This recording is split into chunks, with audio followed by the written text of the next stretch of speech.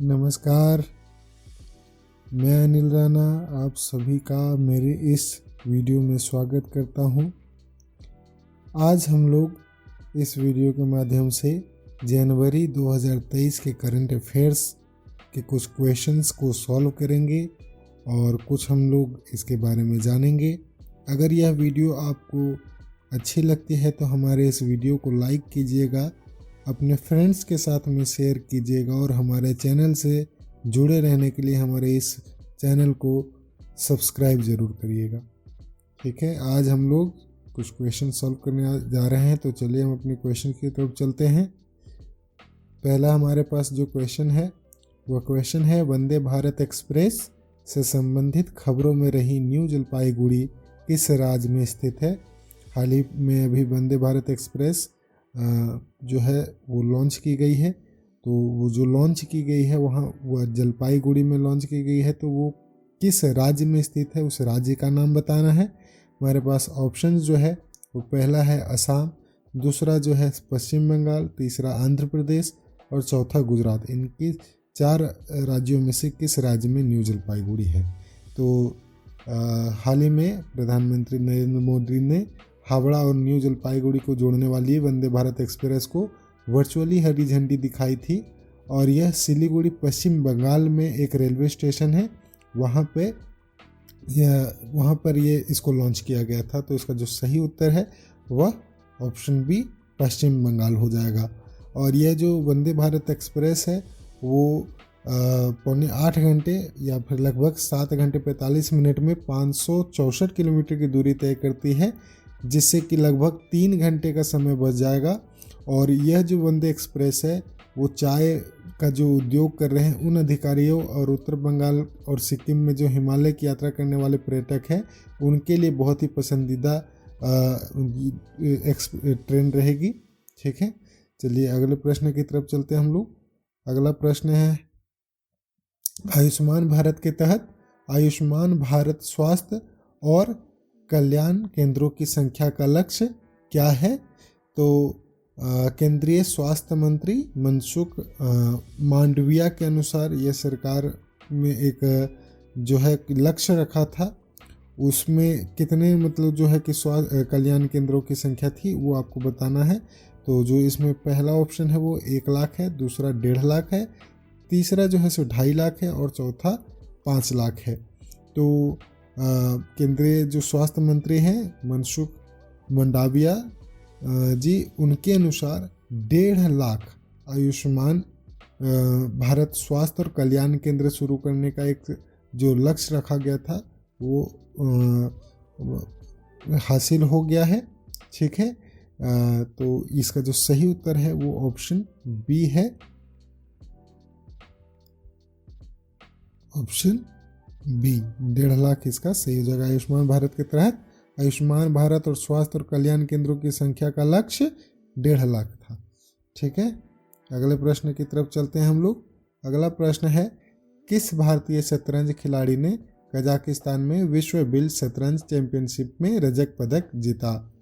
तो इसमें ऑप्शन है गुकेश, दूसरा है प्रज्ञानंद, तीसरा कोनेरू हम्पी और चौथा है विश्वनाथ आनंद।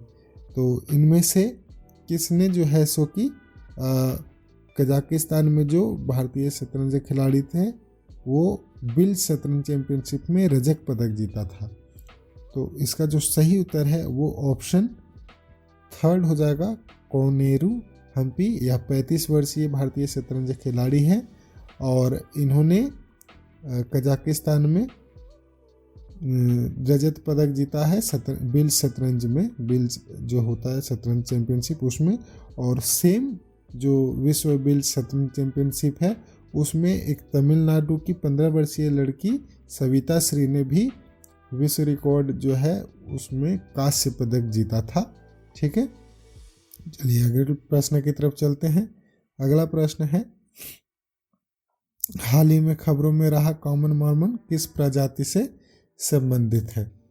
ठीक है, पहला ऑप्शन है सांप, दूसरा ऑप्शन है तितली, तीसरा ऑप्शन है मकड़ी और चौथा ऑप्शन है कछुआ। इनमें से किस प्रजाति से संबंधित है। तो कॉमन मॉर्मन जो है वो अभी NCBS national centre for biological science, ये एक संस्था वैज्ञानिकों के द्वारा, इस संस्था NCBS के वैज्ञानिकों के द्वारा हाल ही में एक अध्ययन किया गया था जिसमें तितली पे रिसर्च हुई थी। एक तितली की एक विशेष प्रजाति है जो कि अपने रंग, पैटर्न और यहाँ तक कि उड़ने का तरीका, व्यवहार, इन सब से अपना बचाव और लोगों मतलब जो उसके शत्रु हैं, उनके जो शिकारी हैं, उनको चेतावनी भी देती है, उनको बेवकूफ़ बना के वहाँ से बच भी निकलती है।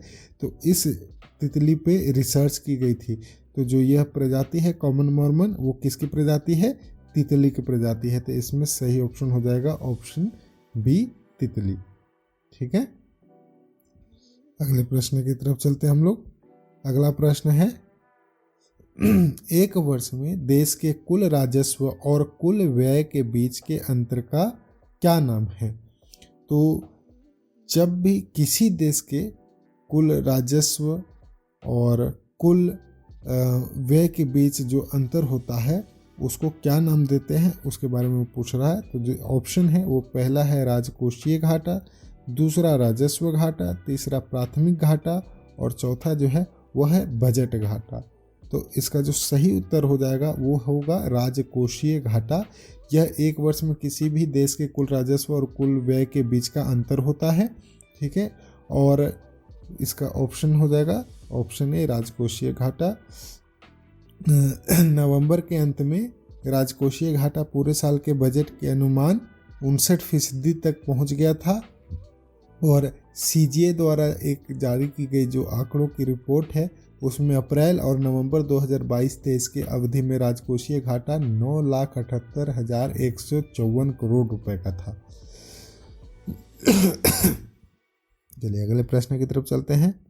अगला प्रश्न है किस देश ने 2023 में वासेनार व्यवस्था की अध्यक्षता भारत को सौंपी है? ऑप्शन है फ्रांस, दूसरा जर्मनी, तीसरा आयरलैंड और चौथा USA।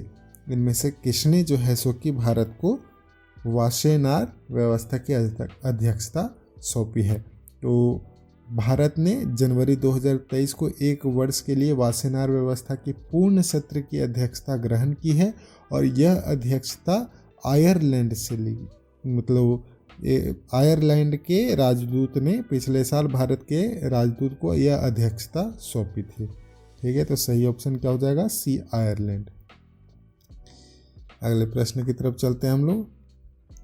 अगला प्रश्न है संस्कृति मंत्रालय के अनुसार कितने केंद्रीय संरक्षित स्मारक गायब हैं?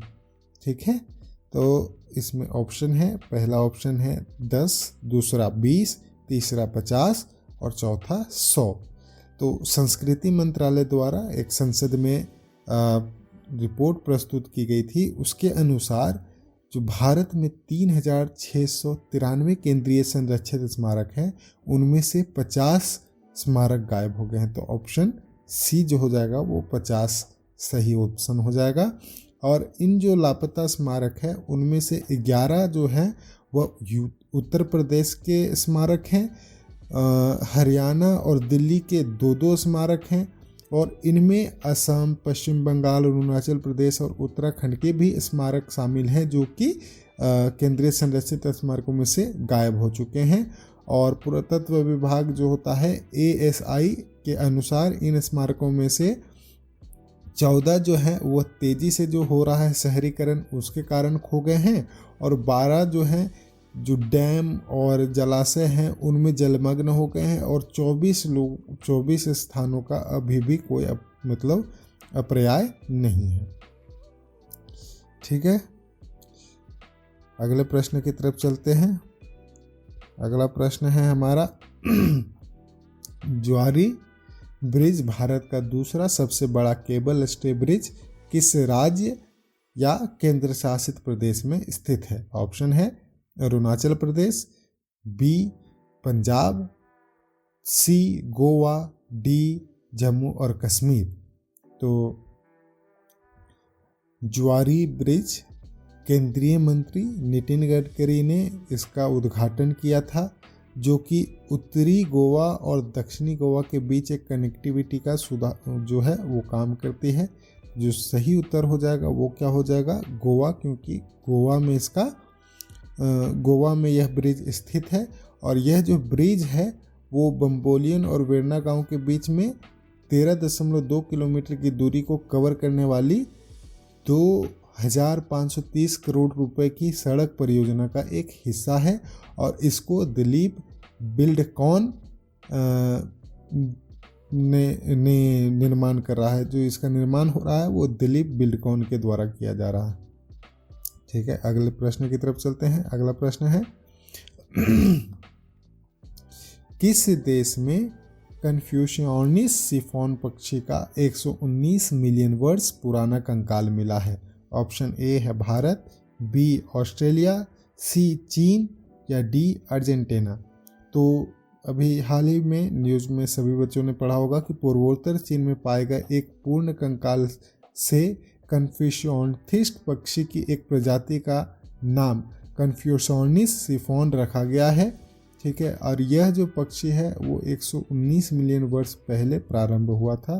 तो ये कहाँ पाया गया है? चीन में पाया गया है। तो इसका सही ऑप्शन क्या हो जाएगा? सी, चीन।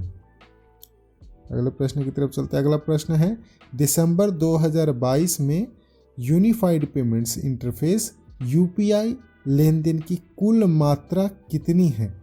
मतलब कि कितने पेमेंट्स हुए हैं, कितने नंबर ऑफ ट्रांजैक्शन हुए हैं दिसंबर 2022 में।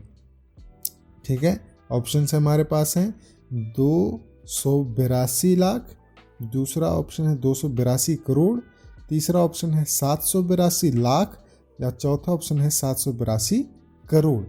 ठीक है, तो वित्तीय सेवा विभाग के अनुसार दिसंबर में मात्रा के अगर संदर्भ में देखा गया तो 782 करोड़ लेन देन UPI प्लेटफॉर्म से किए गए हैं। तो इसका सही ऑप्शन क्या हो जाएगा? Option D, 782 crore. और जो UPI भुगतान है इसने दिसंबर में 12.82 लाख करोड़ रुपए का रिकॉर्ड छू लिया था और नवंबर में इसने 11.90 लाख करोड़ का लेन देन किया था, जिसमें से 730 करोड़ लेन देन हुए थे।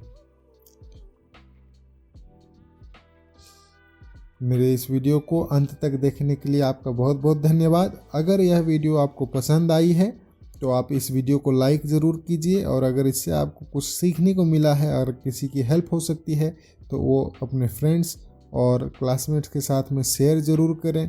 हमारे चैनल से जुड़े रहने के लिए हमारे इस चैनल को सब्सक्राइब करें और बने रहें हमारे इस channel build with Rana ji के साथ में।